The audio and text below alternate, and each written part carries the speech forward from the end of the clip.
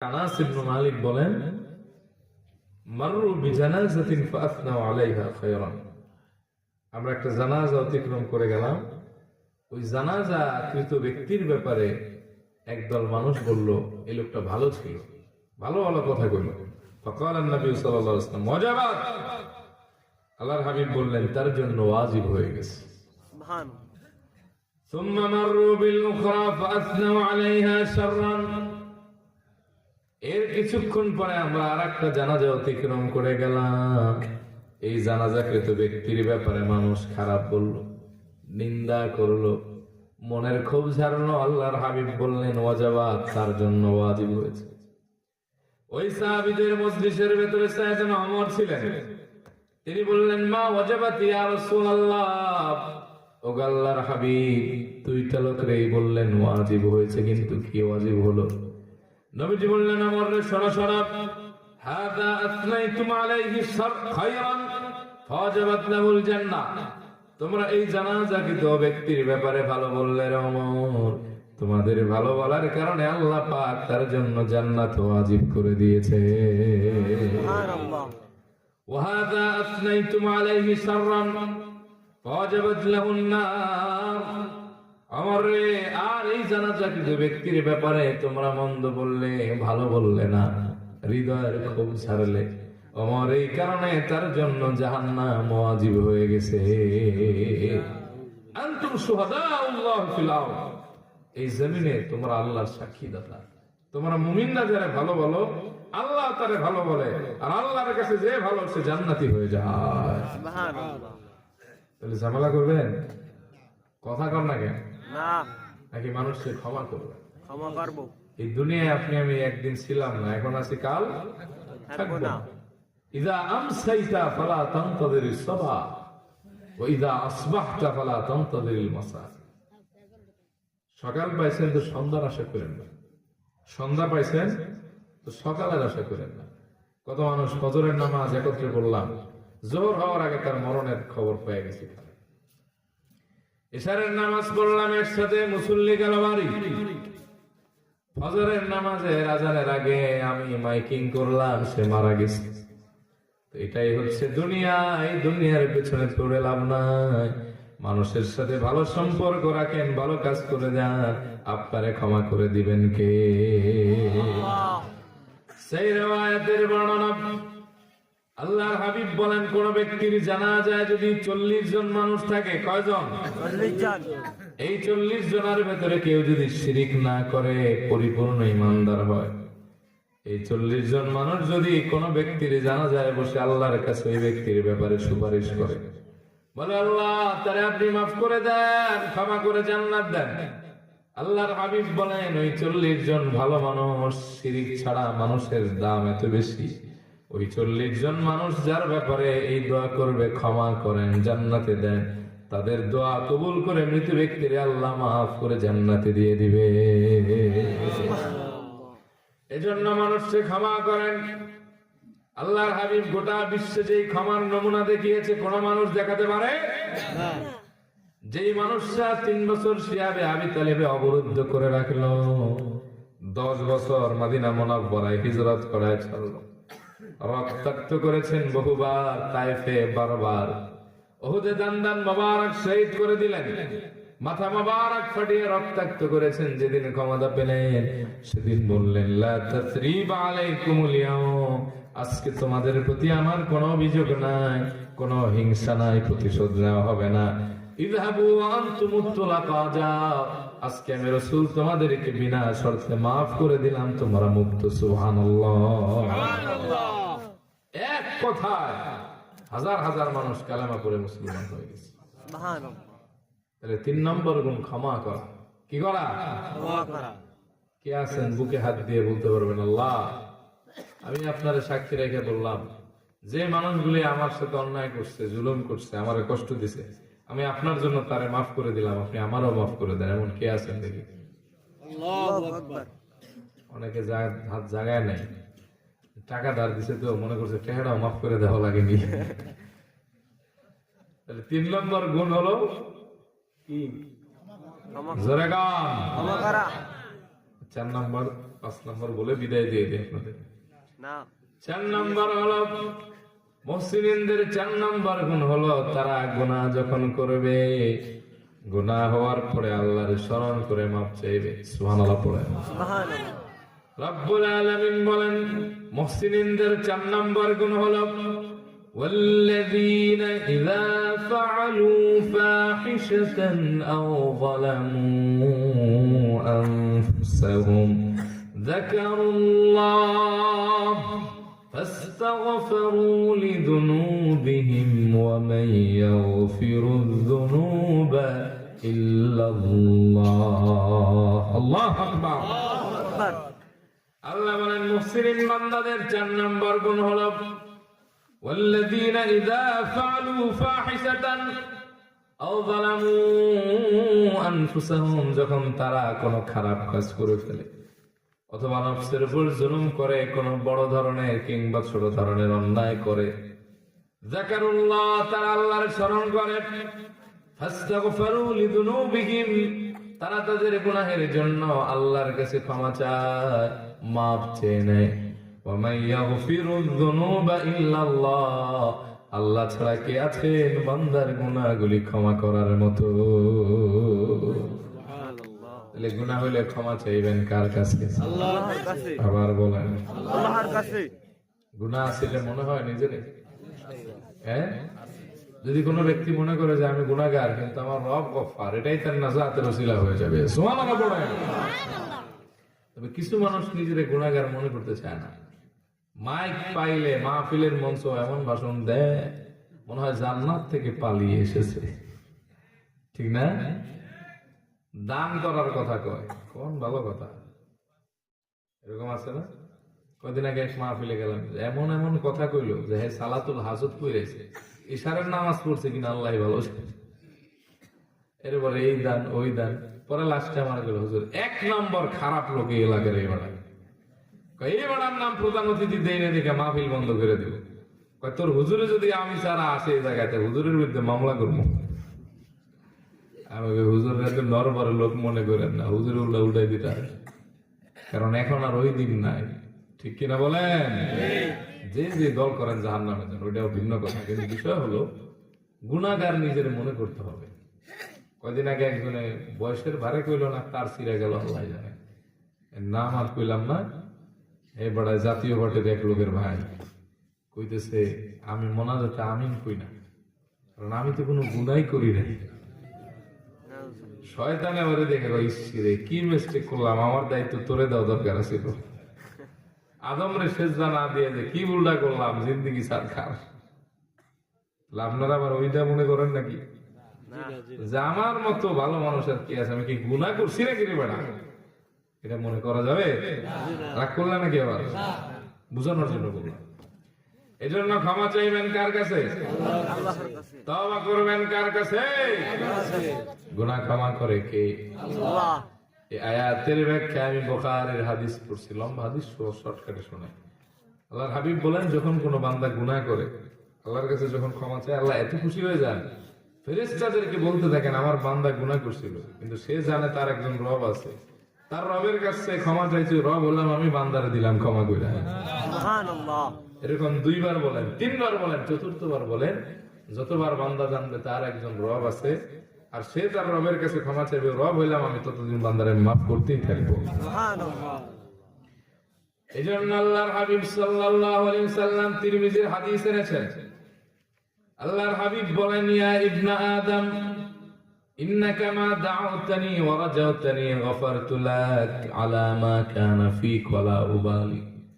আল্লাহর হাবিব বলেন, আল্লাহ পাক ডেকে ডেকে বলেন ওরে বনি আদম তোমার গুনাহ যত হই হোক এ নিয়ে তোমার টেনশনের কোনো কারণ নাই, যতদিন তুমি আমাকে ক্ষমার প্রত্যাশায় ক্ষমাকারী জেনে ডাকবে, স্মরণ করবে, ক্ষমা চাইবে, ততদিন আমি আল্লাহ পাক তোমার মাফ করতেই থাকবো, ওয়ালা উবালি, এতে আমি আল্লাহ কিছুই পরোয়া করব না।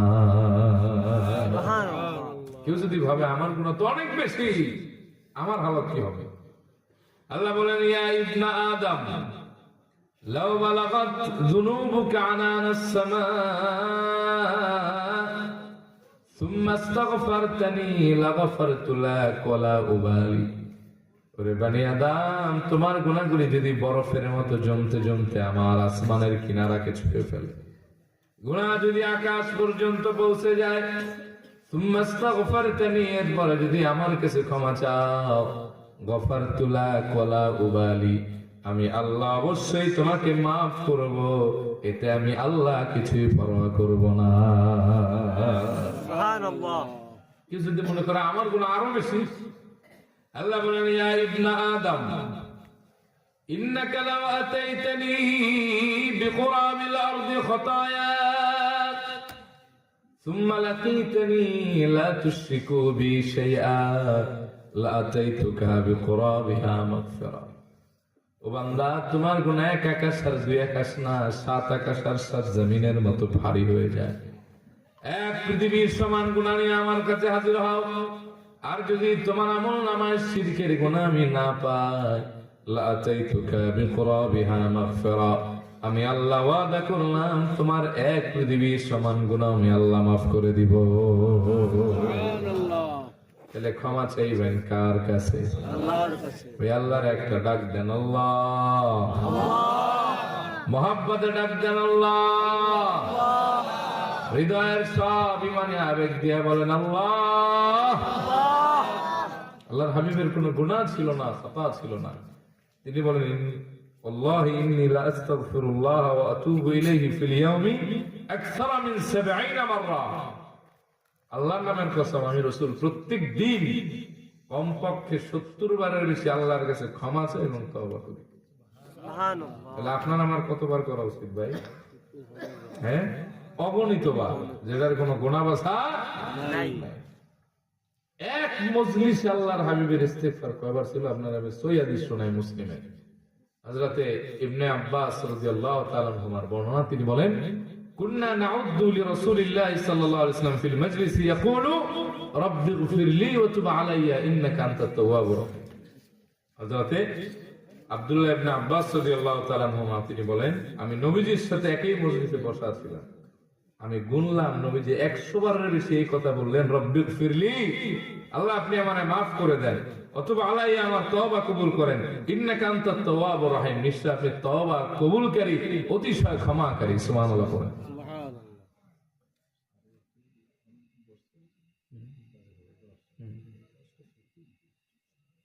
3 ঘন্টা ওয়াজের লোক তো আমি না, আমি সর্বোচ্চ ওয়াজ করি 1.5 ঘন্টা। আয় সুবহানাল্লাহ, কি বলেন? না না, বিষয়টা হলো আমি বলি 2 ঘন্টার উপরে আমার ওয়াজ করার সুযোগ নেই। কারণ হলো আমি বলি, হ্যাঁ রাগ করেন না, আল্লাহ আপনার হায়াত দারাজ করুন। কারণ আমার প্রোগ্রাম হলো প্রত্যেক দিন, কোনো রেস্ট নাই। এই যে আমার শ্বশুর বাড়ি আসলাম, ঢুকতেও পারিনি, আমার ছেলে বারবার ফোন দিচ্ছে, বাবা তুমি কোথায়? সুযোগ নাই। এর কারণ হলো আমি গতকালকে মাহফিল করছি কুমিল্লা, আজকে হলো কই বাংলাদেশের আর প্রান্ত পটুয়াখালীর বাউফল, কালকে আবার কুমিল্লা, পরশুদিন চাঁদপুর, এরপরে আমার সফর আবার হলো সিলেট, এরপরের দিন আবার আপনাকে ওই যে শশীনা দরবার শরীফের পাশে, এরপরে 2 দিন উত্তরবঙ্গে। আমার সেপ্টেম্বরে শুরু হয়েছে প্রোগ্রাম, সেপ্টেম্বরের 3 তারিখ, সেপ্টেম্বর, অক্টোবর, নভেম্বর, ডিসেম্বর, রমজানের আগ পর্যন্ত মাহফিল, রমজানের ভিতরে অলরেডি 6-7টা প্রোগ্রাম নেওয়া। এই জন্য মন চায় আপনাদের লম্বা টাইম শোনাই, এক জায়গায় সার্ভিস বেশি দিতে গেলে আর এক জায়গায় দেওয়া যাবে না, বুঝতে পারছেন? পাশে তো সবাই আশা করছে দোকানপাট আটকে। যাই হোক, আমি কইতে থাকি, দেখা যায় খায়াত বাকি তো মোলাকাত বাকি। তো কষ্ট পাইতেছেন আপনারা বাবা? না। যেমন ভোলা, আমি ডরে মাহফিল রাখি না, ভোলা গেলে 3.5 ঘন্টা ওয়াজ করা লাগে। কয় ঘন্টা? 3 ঘন্টা। আমি এক জায়গায় 2 ঘন্টা ওয়াজ করে গেলাম, ওয়াজ ফেরত দেওয়া না, হুজুর ওয়াজ কি নতুন আর এক বিষয় করবেন? আমি কই কি কখন 2 ঘন্টা ওয়াজ করলাম? তাই হ্যাঁ, আমাদের কিন্তু 3.5 ঘন্টা 4 ঘন্টা ওয়াজ করে। আমি কই বাবা এরকম জাপানি ইঞ্জিন আমার নাই। যাই হোক, আল্লাহ মাফ করুক, একবার আস্তাগফিরুল্লাহ পড়েন, আস্তাগফিরুল্লাহ। আস্তাগফিরুল্লাহ। তাহলে নবীজি 100 বারের বেশি এক মজলিসে কি করতেন? সুবহানাল্লাহ কইতে মন চায় না? সুবহানাল্লাহ। তাহলে আপনার আমার কত হওয়া উচিত? অনেক অগণিত। এর কোনো সীমা পরিসীমা নাই। নাই। আল্লাহর হাবিব বলেন, তুবা লিমান ওয়াজাদা ফি সাহিফাতি ইস্তিগফারান কাসীরা ওই ব্যক্তিরা কিয়ামতের ময়দানে বেশি সৌভাগ্যবান হবে যাদের আমল নামায় বেশি বেশি ইস্তেগফারের আমল পাওয়া যাবে। সুবহানাল্লাহ পড়েন। সুবহানাল্লাহ। এই জন্য ক্ষমা চাইবেন কার কাছে? আল্লাহর কাছে। ক্ষমা চাইবেন, বলবেন আল্লাহ আমি আপনার গোলাম, আল্লাহ আমি আপনার কোনো হক আদায় করতে পারি না, আপনি আমার এমন রব যার রহম আর দয়ার কোনো শেষ নেই। আল্লাহ আমি মাঝে মাঝে ভুল করি, আবার তওবা করি, আবার গুনাহে জড়ায় যায়, আপনি যদি আমাকে দূরে ঠেলে দেন আমি কার কাছে যাব? আল্লাহ আপনি গফুর রহিম, আপনি আমারে মাফ করে দেন। কোন আমিন। আমিন। মাঝে মাঝে তাহাজ্জুদে উঠবেন, ওঠার পরে আল্লাহ রাব্বুল আলামিনের কাছে ক্ষমা চাইবেন, ক্ষমা করে দিবে কে? আল্লাহ। নবীজিকে প্রশ্ন করা হয়েছে আইয়ু দুআই আসমা, কোন দোয়া কবুল হয়? আল্লাহর হাবিব বলছেন দুই সময়ের দোয়া সব মিস হলে দোয়া মিস হয় না।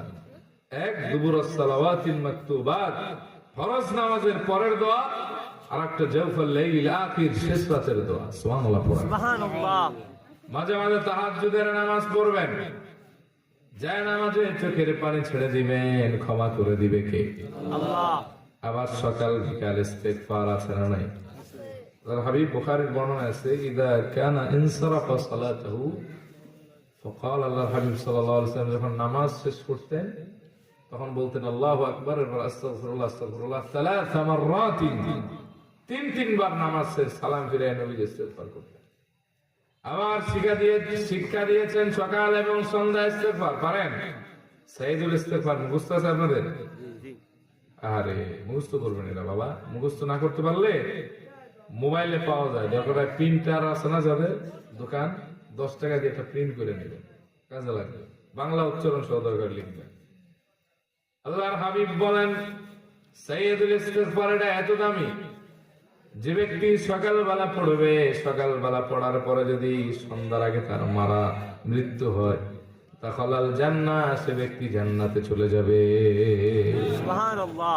আবার সন্ধ্যায় পড়লো ফজর হওয়ার আগে সে ব্যক্তি যদি মারা যায় দাখালাল জান্নাহ, সে জান্নাতে যাবে। পারেন আপনারা? আলেমরা তো পারেন, কিন্তু অনেক পাবলিক পারেন না, মুখস্থ করবেন।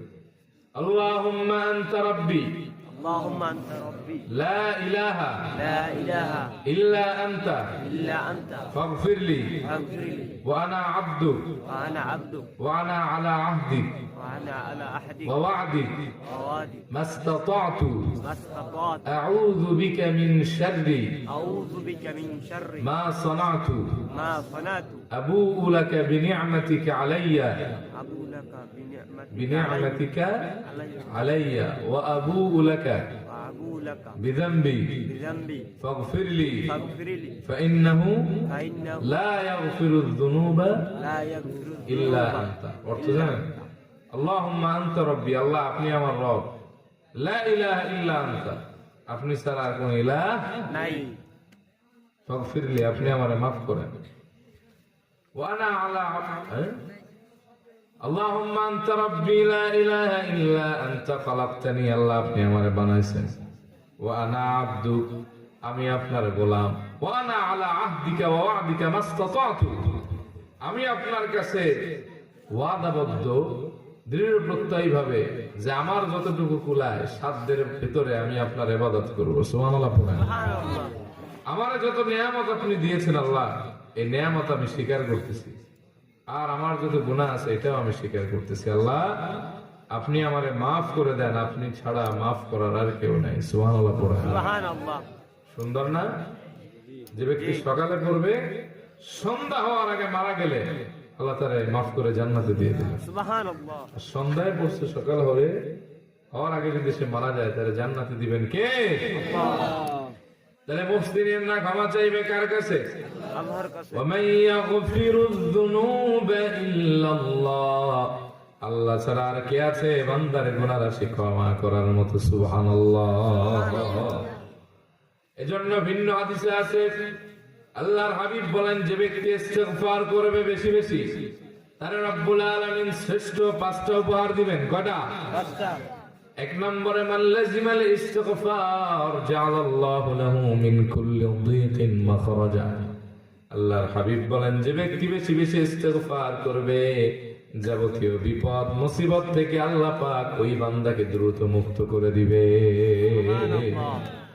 দুই, ওয়া মিন কুল্লি হাম্মিন ফারাজা, যত ধরনের টেনশন আছে, ডিপ্রেশন আছে, দুশ্চিন্তা আছে, পেরেশানি আছে, তা থেকে আল্লাহ পাক বান্দারে মুক্ত করে দিবেন। সুবহানাল্লাহ। এই টেনশন একবার যার ধরে তার খাইলে ভালো লাগে না, ঘুমালে ভালো লাগে না, ঘুমিয়ে ঘুমিয়ে দুশ্চিন্তায় পড়ে যায়, দুঃস্বপ্ন দেখে, স্ত্রীর কথা ভালো লাগে না, বাপ মার সাথে খারাপ আচরণ করে। এই দুশ্চিন্তার কারণে মানুষ আত্মহত্যার পথ বেছে নেয়, এরকম আছে না নাই? আল্লাহর হাবিব বলেন, তুমি বেশি বেশি ইস্তেগফার করো, দুশ্চিন্তা সব দূর হবে, প্রশান্তির জীবন দান করবেন কে? তিন নম্বর, ওয়ারাযাকাহু মিন হাইসু লা ইয়াহতাসিব, এমন জায়গা থেকে ওই ইস্তেগফারকারী বান্দার জন্য আল্লাহ রিজিকের ব্যবস্থা করবেন যা বান্দা কোনোদিন কল্পনাও করে না। যাদের চাকরি হয় না, ব্যবসা দিচ্ছেন, ধরা খাইতেছেন, ঋণে জড়িয়ে যাচ্ছেন, আপনি ইস্তেগফার করেন, বরকত বাড়াই দিবে কে? আল্লাহ। চার, যে ব্যক্তি বেশি বেশি ইস্তেগফার করবে আল্লাহ তাআলা দুনিয়া এবং আখিরাতের আযাব থেকে তারা বাঁচাবে। সুবহানাল্লাহ কইতে মন চায় না? সুবহানাল্লাহ। আল্লাহ বলেন, ওয়ামা কানা আল্লাহু মুআযযিবাহুম ওয়া হুম ইস্তাগফিরুন, তোমাদের রব আল্লাহ এমন নন যখন তোমরা ক্ষমা চাচ্ছ তখনও তোমাদের আযাব দিবে। এই আয়াতের ব্যাখ্যা আমিরুল মুমিনিন ফিল হাদিস ইমাম ইবনে হাজার আসকালানী তিনি বলেছেন, এখানে আল্লাহ তাআলা দুইটা দিকে ইঙ্গিত করেছেন। কয়টা? দুইটা। একটা ফিল দুনিয়া, একটা ফিল আখিরা। দুনিয়া কি? আপনি কার অ্যাক্সিডেন্টে মরবেন না, ঘরে আগুন লাগবে না, জানমালের লোকসান হবে না, বড় কোনো রোগ হবে না, আপনার জিম্মাদার হয়ে যাবেন একজন। চিল্লায় বলেন, তিনি কে?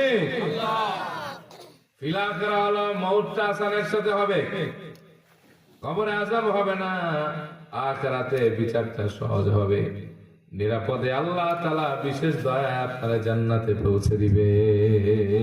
সুবহানাল্লাহ। আর 5 নম্বর, যে ব্যক্তি বেশি বেশি ইস্তেগফার করবে আল্লাহ পাক তাকে মুস্তাজাবুদ দাওয়া বানাবেন। সে যে দোয়া করবে, দোয়া করতে দেরি হবে কিন্তু কবুল হতে দেরি হবে না। সুবহানাল্লাহ। ডোনাল্ড ট্রাম্প আর জো বাইডেনের চাইতে সুপার পাওয়ার সম্পূর্ণ হলো সে যে দোয়া করে কিন্তু দোয়াগুলির সাথে সাথে কবুল হয়ে যায়। সুবহানাল্লাহ। বিশ্বাস হয় আপনাদের? হয়। একটা আওয়াজ দেন, মনে হইতেছে কিছুটা এলোমেলো, মন আনচান করতেছে আপনাদের। নারায়ে তাকবীর। আল্লাহু আকবার। আওয়াজ তো ঠিক আছে, অসুবিধা হইতেছে? না। আচ্ছা, আমি শেষ করে দেব, তবে আপনারা ধৈর্য হারা হবেন না। আল্লাহর হাবিব সাল্লাল্লাহু আলাইহি সাল্লামের হাদিসের ভাষ্য হলো, ইস্তেগফার করলে দোয়া কবুল হয়। দোয়া কবুলই হয় না, উনি যেই দোয়া করবে সেই দোয়া কবুল হয়ে যাবে। সুবহানাল্লাহ। বিশ্বাস হয়নি? হয়। সবার হয়? হয়। আচ্ছা, তাহলে যেহেতু হয় তাহলে এটা ঘটনা শোনানোই যায়। বিশ্ববিখ্যাত একজন মুসলিম মানুষই আছে, ইমাম আব্দুর রহমান ইবনুল জাওজি, আমার বড় পছন্দের লোক। তো উনি ইমাম আহমদ ইবনে হাম্বলের নামে একটা কিতাব লিখছেন, মানাকিব ইমাম আহমদ ইবনে হাম্বল রাহিমাহুল্লাহ। এটা বিশ্ববিখ্যাত একটা কিতাব ইমাম আহমদ ইবনে হাম্বলের নামে। এই কিতাবের ভেতরে তিনি ইমাম আহমদ ইবনে হাম্বলের জীবনের উপরে একটা ঘটনা এনেছেন। ইমাম আহমদ ইবনে হাম্বলের জীবনের শেষ টাইমে, last period in his life, ending টাইমে উনি পারস্যের কোন এক দেশে সফর করছিলেন, কোন এক জায়গায়। সময়টা ছিল শীতকাল। কি কাল? শীতকাল। এখন কি কাল? শীতকাল। আচ্ছা, তো উনি এই শীতকালে হাদিস সংকলনের কাজে বের হয়েছিলেন। তো পারস্যে এর আগে উনি কখনো সফর করেন নাই ওই অঞ্চলে। তো এক মসজিদে গিয়ে সালাতুল মাগরিব করলেন, সালাতুল ইশা আদায় করে সেখানে স্টে করলেন। তো ভাবলেন ফজর পরে একবারে মূল গন্তব্যের দিকে ছুটবো। এশারের নামাজের পরে সবাই বের হয়ে গেছে, ইমাম আহমদ ইবনে হাম্বল আর বের হয় না। আমাদের দেশেও দেখবেন কিছু মুসল্লি, হুজুর পাবলিকের দোষ না, হুজুরকেও দোষ আছে, কিছু কিছু মুয়াজ্জিন, ইমাম, খাদেম, এদের মুখের ভাষা এত খারাপ, মনে হয় জন্মের পরে মধু তো দূরের কথা, তাল মিশ্রেও পড়ে নাই ঠোঁটের ভিতরে। এরকম আছে না নাই? আছে। কথা কম আছে। হুজুর আবার রাগ হইলেন নাকি আমার বিরোধী? কথা সত্য। ইমাম আহমদ ইবনে হাম্বলকে বলেন, মিয়া সবাই গেল, তুমি কই যাও না কেন? তিনি বললেন, বাবা আমি এখানে মাগরিব পড়েছি, আমি এশাও পড়েছি, ফজর পড়ব নিয়ত করেছি, তবে ঘুম পাড়ি আমি না। সারা রাত কিয়ামুল লাইল করব, হাদিস মুতালা করব, সকালবেলা তোমার মসজিদ থেকে বিদায় নিব, এটাই হচ্ছে আমার সিদ্ধান্ত। খাদেম বলল, আপনি যে হন সে হন, এখানে থাকতে পারবেন না। This is not allowed here, এখানে এটা সিস্টেম নাই। এক পর্যায়ে তারে মোটামুটি অপমানের মতো করে বের করে দিল, চিনতে পারে না কার সাথে বেয়াদবি করছে। ইমাম আহমদ ইবনে হাম্বল কিছুটা পেরেশান হয়ে অন্ধকার শীতের রাতে একাকী চলতে লাগলেন। কিছু দূর যাওয়ার পরে হঠাৎ করে দেখতেছেন মিটি মিটি আলো জ্বলে। মনের ভিতরে আশার সংসার হলো, হয়তো কোনো জনপদ হবে অথবা কোনো বাজার হবে, রাত থাকার একটা ব্যবস্থা হয়ে যাবে। ইমাম আহমদ ইবনে হাম্বল আস্তে আস্তে আরো সামনে আসলেন, দেখতেছেন এটা পারস্যের এক বিশাল বাজার, রাতের বেলার বাজার। সুবহানাল্লাহ। উনি অনুপ্রাণিত হলেন যে একটা ব্যবস্থা হবে। বাজারের মাঝখানে খব্বাস শাবাব যুবক রুটি বানাচ্ছিল, তার চুলায় আগুন জ্বলতেছে। ইমাম আহমদ ইবনে হাম্বল বললেন, বাবা আমি সুদূর অনেক দূর থেকে আসছি, রাত্র কই থাকবো, জায়গা নাই, আমি তোমার দোকানের পাশের বেঞ্চটায় যদি একটু বসে বসে রাতটা কাটাই, ঝামেলা হবে। দেখেন, ওইটাও মানুষ আর এটাও মানুষ, মানুষে মানুষে পার্থক্য। এক মাহফিলে গেলাম 5 মিনিট দূরত্বে, আর এক মাহফিল পরের দিন 5 মিনিট দূরত্বে। এক পাবলিকরা আমাকে হাতিয়ার টাকা মাইরা দিছে, আর এক দলে হোটেল মোটেল কইরা বিমানে উঠাই দিছে। 2 দল কি এক হইল? মানুষে মানুষে পার্থক্য আছে। ইমাম আহমদ ইবনে হাম্বল বললেন, বাবা আমি তোমার এখানে থাকতে চাই রাতটা। ওই যুবক খুশি হয়ে বললেন, আহলান ওয়া সাহলান মারহাবান বিক, আপনি আমার সাথে থাকেন, আমিও তো একজন লোক তালাশ করতেছিলাম, একা একা রুটি বাঁচতে ভালো লাগে না, আপনি আমার এখানে বসে বসে রাত কাটান, আমি মেহমানদারি করি, আমি একজন সঙ্গী পেলাম, আর আপনিও আমার চুলার উষ্ণ হাওয়ায় নিজের সতেজ রাখলেন। সুবহানাল্লাহ। তিনি নিশ্চিন্তে বসে হাদিস মুতালা করতেছেন। এখন দেখতেছেন যে ওই যুবক যখন ময়দার খামির বানায় বলে আস্তাগফিরুল্লাহ, যখন গোল গোল বানায় পড়ে আস্তাগফিরুল্লাহ, রুটিটারে বেলে লম্বা বানায় বলে আস্তাগফিরুল্লাহ, যখন চুলার আগুনে সেকে বলে আস্তাগফিরুল্লাহ। আবার ক্রেতারে দেয়, বিক্রেতা যখন ক্রেতারে দেয় তখনও বলে আস্তাগফিরুল্লাহ। সুবহানাল্লাহ পড়ে গেল।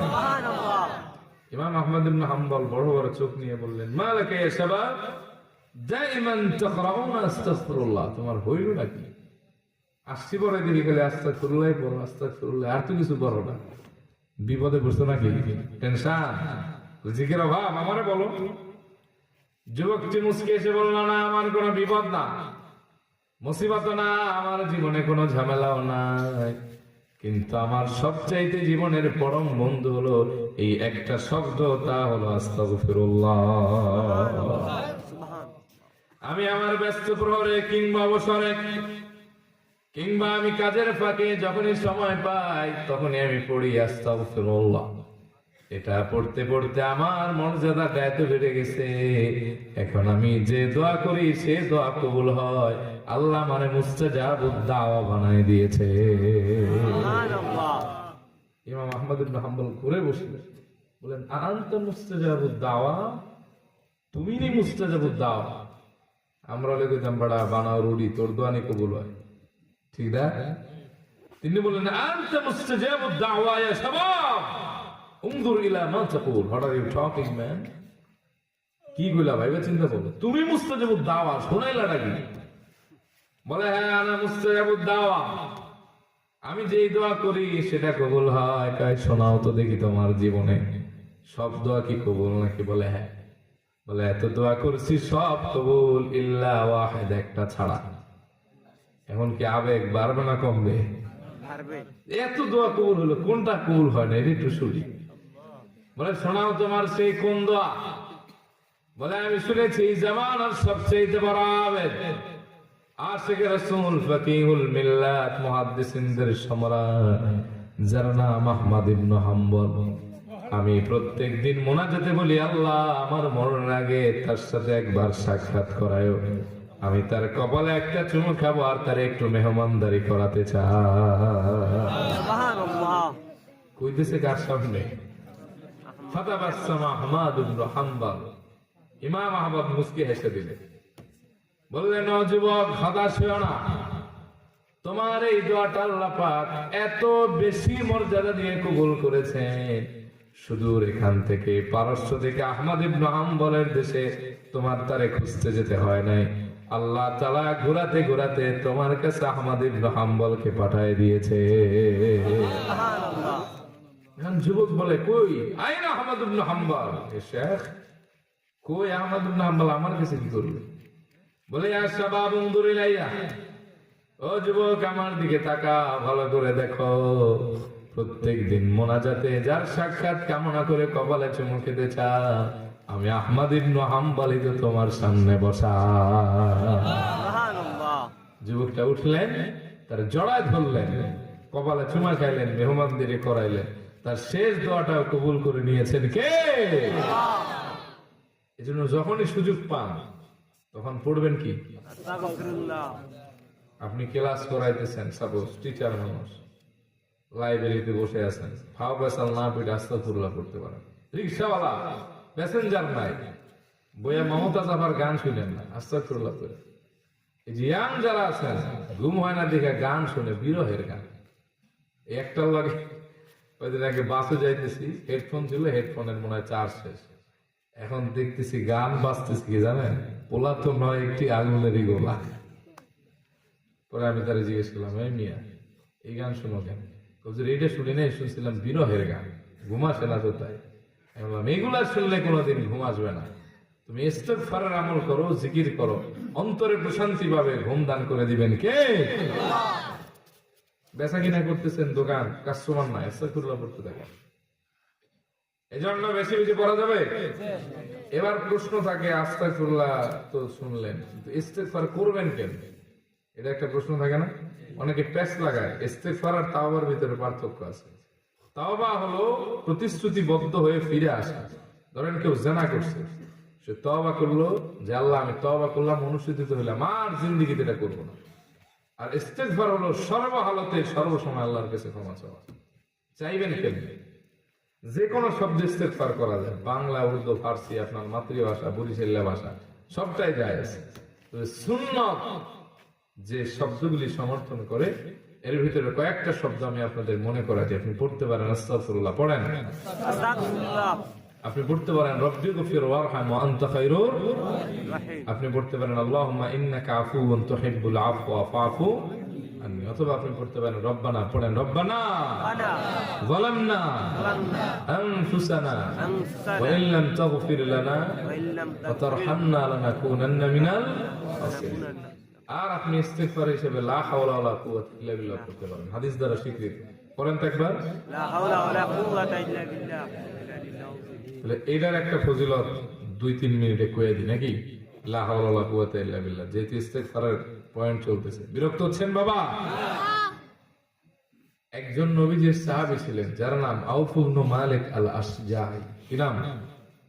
আউফ ইবনে মালিক। এতটুকু মনে রাখেন, মুখস্থ করেন। আউফ ইবনে মালিক। আউফ ইবনে মালিক আল আশজাই। উনি ছিলেন আনসারী একজন বৃদ্ধ সাহাবী। আপনাদের কি বিরক্ত লাগতেছে নাকি? না হ্যাঁ, না। নাকি আমি টায়ার্ড? কোনটা? আচ্ছা, এই আনসারী সাহাবীর জীবনে একটা মিরাকেল হিস্টরি আছে। সেটা হলো কি, এই আনসারী সাহাবী আউফ ইবনে মালিকের ছিল একটা সন্তান, কর্মক্ষম, যিনি ইনকাম না করলে তার ফ্যামিলি চলবে না। এই ছেলে গেছেন এক যুদ্ধে, যুদ্ধে যাওয়ার পরে মুশরিকদের হাতে বন্দী হয়ে গেছেন।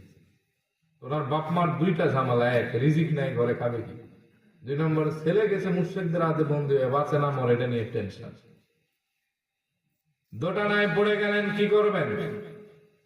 স্ত্রী ছিলেন আবেদা, সালেহা, শাকিরা, মুখলেসা।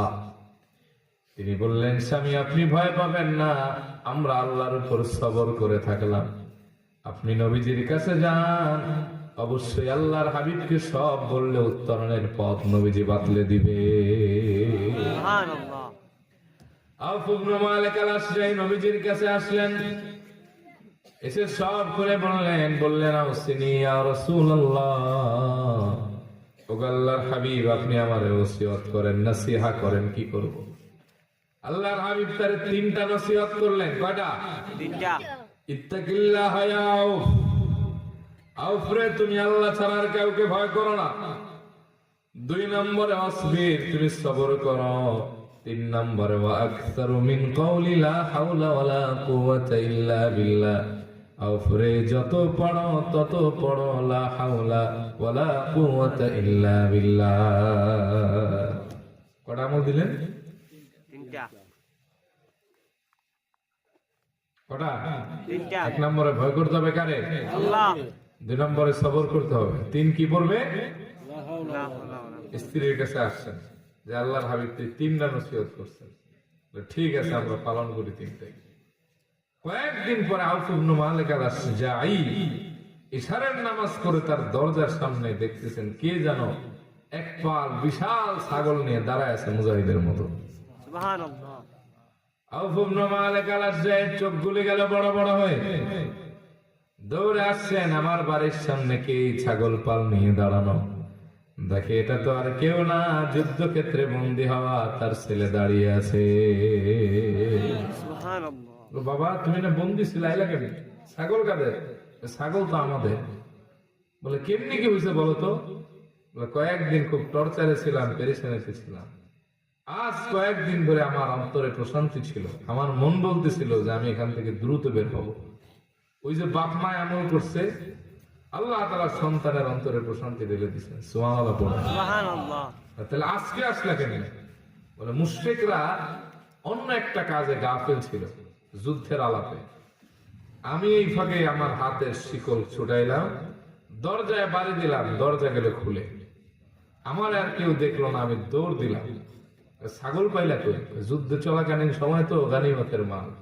খালি গিয়ে বললাম যে আমি রাসূলুল্লাহ সাহাবীর সন্তান, আমিও আর এক সাহাবী, আমার সাথে চলো। এতটুকু বলতে দেরি পুরা ছাগলের পাল এই শত শত কিলোমিটার বেয়ে আমার কাছে চলে আসছে। সুবহানাল্লাহ। এত দূর তুমি আইলা কেমনে এত তাড়াতাড়ি? বলে জানি না আল্লাহ পাক কোন কারণে আমার দয়া করছেন। বলে আমি কদম দিচ্ছিলাম, মনে হচ্ছে প্রত্যেক কদমে শত শত কদম রাস্তা আমার পায়ের তলা দিয়ে দ্রুত চলে যাচ্ছে। এখন জানতে মন চায় না ছাগলের পালে কয়টা ছাগল ছিল? ইন্ডিয়ান মরা ছাগল মনে করেন না, আরবের বাছাইকৃত 4000 ছাগল ছিল। সুবহানাল্লাহ পড়ে। সুবহানাল্লাহ। খুশিতে আর বেড়ায় আছে, দৌড়ায় নবীজির কাছে আসছেন। কিছু বলার আগে নবীজি বললেন আও সুসংবাদ নিয়ে আসছো নাকি? বলে হ্যাঁ। বলে আও সুসংবাদ দিতে হবে না, তুমি আসার আগে তোমার সামনে আল্লাহ সূরা তালাকের আয়াত নাযিল করে দিয়েছে। সুবহানাল্লাহ। ও তুমি আসার আগে আয়াত নাযিল হয়েছে, ومن يتق الله يجعل له مخرجا ويرزقه من حيث لا يحتسب। আল্লাহ পাক জানিয়েছেন যে ব্যক্তি আল্লাহরে ভয় করে, আল্লাহ পাক তার বিপদ থেকে দ্রুত মুক্ত করে দেন। ওয়ায়ারযুকুহু মিন হাইসু লা ইয়াহতাসিব, এমন জায়গা থেকে রিজিকের ব্যবস্থা করে দেন যা বান্দা কল্পনাও করে না। আমারে শোনা লাগবে না, আল্লাহ শোনায় দিয়েছে। তোমার তাকওয়া সবর আল্লাহর পছন্দ হয়েছে, আর আমলের বরকতে আল্লাহ তাআলা তোমাকে রিজিকটাও বাড়ায় দিয়েছে। তাহলে মনে থাকবে 4 নম্বর গুণ হলো ক্ষমা চাইবে কার কাছে? গুনাহ হলে স্মরণ করবে কারে? 5 নম্বর ওয়ালাম ইউসিররু আলা মা ফাআলু ওয়া হুম ইয়ালামুন। আল্লাহ বলেন মুহসিনিন বান্দাদের 5ম গুণ হলো তারা যখন গুনাহ থেকে তাওবা করবে, যেই গুনার জন্য তাওবা করবে, তাওবা করার পরে সেই গুনাহ আর বারবার করবে না। নাকি বারবার করবে না? না। সকালে একটা, সন্ধ্যায় আবার যেইলাও সেই কথা হবে। আমি এক জায়গায় লজিং থাকতাম বহু আগে, এক মাদ্রাসা, ওখানে বোর্ডিং সিস্টেম ছিল না। বোর্ডিং এ থাকতে পারবা, খাইতে পারবা না, বড় লোকের পোলা আর গরিবের ছেলে হয়। এক জায়গায় যাইতাম এরকম লজিং খাইতে, পাশে এক হাজি সাহেব ওই এলাকা, যে আপনাদের দেশে যে মাল কাঁচা কয়, এই মাল কাঁচা দিচ্ছে বেড়া। আর আরেকজন আর আইল কোপাই দিছে। তার বাড়ির এক মহিলা কইছে, এই আমরা না হজ করছেন, এডি কি করেন? আর হাজির সুরাত এটা থাকে, এই বেড়ি আমার তো হজে কবুল হয় নাই। আস্তাগফিরুল্লাহ। এইরকম হাজি আর পাজি আর এরকম তওবাগারি দিয়ে কোনো কাজ হবে? যে গুনাহ একবার করবেন সেই গুনাহ আর বারবার করা। ইমাম আবু হানিফা রাহমাতুল্লাহ আলাইহি বলা হয়েছে যে তওবা নসুহার তওবা কেমন হতে পারে? সেটা হবে এমন, ওলান থেকে দুধ বাই করলে এটা যেরকম রিটার্ন ঢুকানো যায় না, এক গুনাহ থেকে এমন ভাবে তওবা করে পবিত্র হবে, জিন্দেগিতে ওই গুনাহ আর করবে না। তাহলে গুণ হলো কয়টা? এক, الذين ينفقون في السراء والضراء, অভাব এবং সচ্ছল দুই অবস্থায় আল্লাহর রাস্তায় দান করবে। দুই নম্বরে রাগ দমন করবে। তিন নম্বরে মানুষকে ক্ষমা করবে। চার নম্বরে গুনাহ হলে আল্লাহরে স্মরণ করে মাপ চাইবে। পাঁচ, যেই গুনাহ করবে এই গুনার তওবা করার পরে বারবার করবে না। এই পাঁচ দল মানুষের ব্যাপারে এবার আল্লাহর ফাইনাল কথা হলো, أولئك جزاؤهم مغفرة من ربهم وجنات تجري من تحتها الأنهار خالدين فيها ونعم أجر العاملين. আল্লাহ বলেন এই পাঁচ দল হলো তারা যাদেরকে তাদের রব তার রবের পক্ষ থেকে ক্ষমার ঘোষণা দিয়েছে। তারা মরার আগে গুনাহ মুক্ত হয়ে ক্ষমা নিয়ে মরবে। সুবহানাল্লাহ। সুবহানাল্লাহ। এবং মরার পরে মরতে দেরি হবে।